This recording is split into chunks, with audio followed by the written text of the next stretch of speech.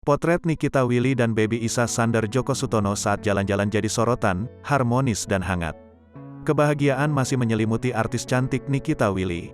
Pasalnya, perempuan berusia 27 tahun tersebut baru saja dikaruniai anak pertamanya. Anak dari Nikita dan Indra Priawan itu bernama Isa Sandar Djoko Sutono.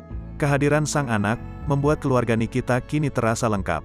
Pemain sinetron Cinta Buta tersebut, untuk pertama kalinya mengajak sang buah hati jalan-jalan.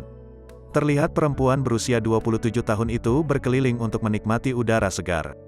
Perpohonan rindang terpampang nyata di sekelilingnya. Penuh tumbuhan hijau membuat suasana taman itu terasa menyejukkan. Pada potret itu, Nikita Willy terlihat mengenakan jaket bernuansa gelap. Baby Is begitu anteng saat berada di dalam stroller atau kereta dorong bayi. Dalam caption, Nikita menuliskan sedang jalan-jalan sore. Jalan-jalan sore, tulis Nikita dilansir dari Instagram, Kamis, tanggal 14 April tahun 2022. Tak sedikit, netizen ikut memberikan komentar di unggahan ini.